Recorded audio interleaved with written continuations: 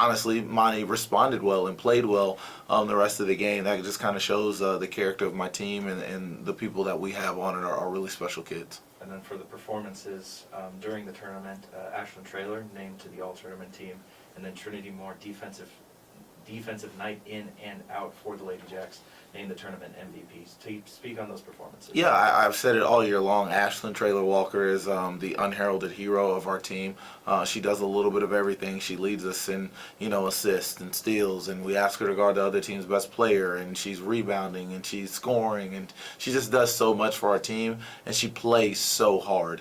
So her emphasis on our team probably does not get highlighted enough, and she doesn't care. She's a selfless kid that just goes out there and wants to win, and those are the type of kids that you love coaching. And then you got Trinity Moore, who hopped in the boat with us last year. I never called a timeout. I never coached a game, and she had trust and faith in me with her career, and I've just loved her improvement from year 1 to year 2.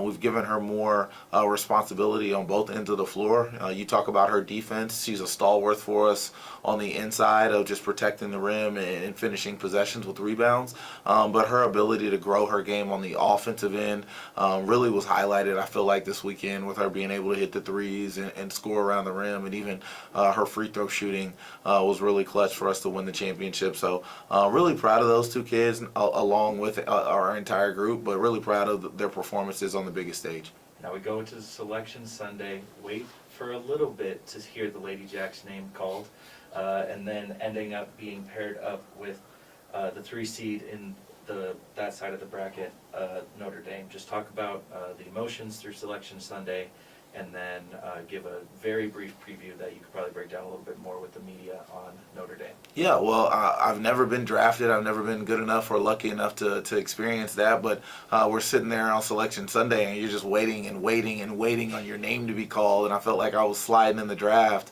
I was like, geez, man, I just want to know where I'm going, who I'm playing, type of situation. And then when your name gets called and you see yourself on the screen, you see your opponent, it's a special feeling. Again, people dream of being a part of Selection Sunday and a part of March Madness, and I wanted to just embrace it all, and I was glad I was able to have our friends, our family, and all of the Lady Jack fans there at Buffalo Wild Wings to kind of experience that with us. And then you see we get Notre Dame, we get the 3 seed in Notre Dame, somebody that was the #1 team in the country 21 days ago, that has an electric backcourt, and that likes to get up and down. So I think it's going to be a fast-paced game. I think you got 2 teams that like to play an up-tempo style of game, and so it should be an exciting matchup.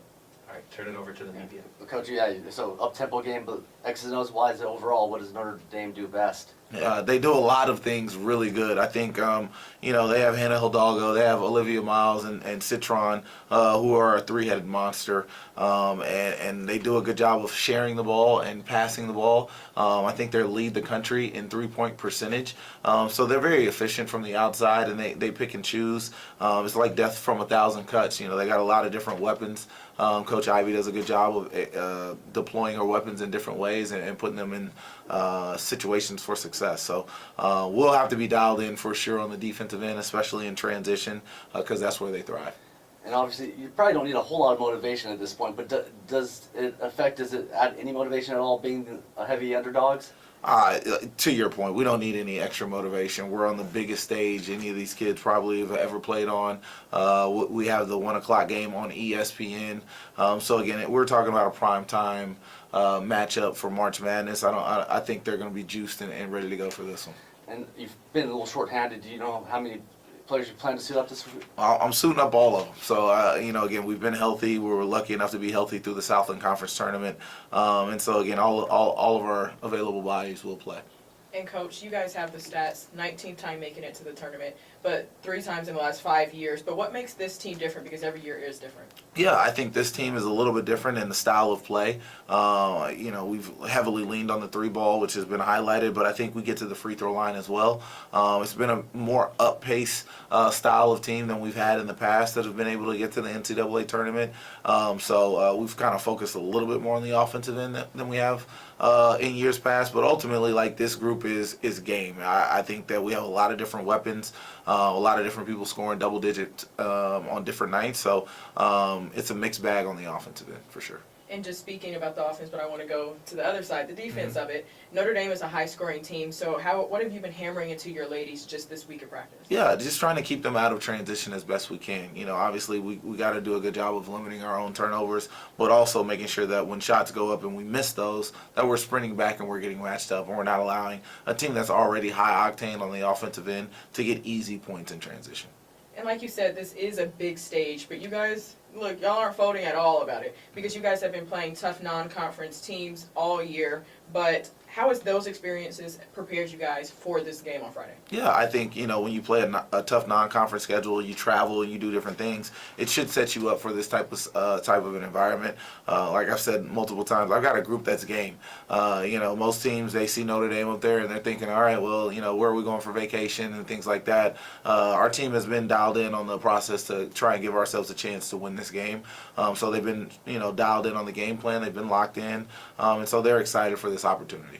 And you're kind of going in their neck of the woods. Not kind of, you Yeah. are. Yeah, no doubt. So what has been the message in the locker room to your ladies? Yeah, and just to stay confident and stay poised. I think we've done a good job all year long of staying calm in the chaos. But there's nothing like going to Notre Dame and seeing Neil Ivy in her dressed up suit, seeing Hannah Hidalgo, Olivia Miles, and all those people standing across from you. But I don't think I have a group that's going to be timid. I think they're going to rise to the occasion and really going to be excited about the opportunity. Obviously, one more chance for SFA to show support before you do leave. I believe there will be a send-off. We're still working on the time. So besides watching in on ESPN, obviously one more chance for the Nacogdoches faithful to come out and send you guys off before heading to Indiana. Any messages to anybody? Yeah, I just want to continue to tell everybody that I'm extremely proud of this group that we've been able to put in purple and white. They've represented Nacogdoches, Stephen F. Austin, in the Lady Jack tradition with high class throughout. So I'm really proud of my staff, our players, our managers, everybody that's been a part of it, administration, Dr. Weaver, everybody. But, you know, again, we're not just going up there to have fun. We are planning on giving it our best shot. And so, again, come Friday, make sure you turn on the TV set if you're not able to come. Wear your purple and cheer these young ladies on because they're gonna represent in a high-class manner. Lady Jacks take the national stage, first round of NCAA March Madness against the 3-seeded University of Notre Dame Fighting Irish. Tune in on ESPN at 1 o'clock, or if you can make it out there, wear your purple. Coach, as always, thank you for your time. Thank you. Axum Jacks. Thank you, Coach. No, thank you. We also have one more video with you after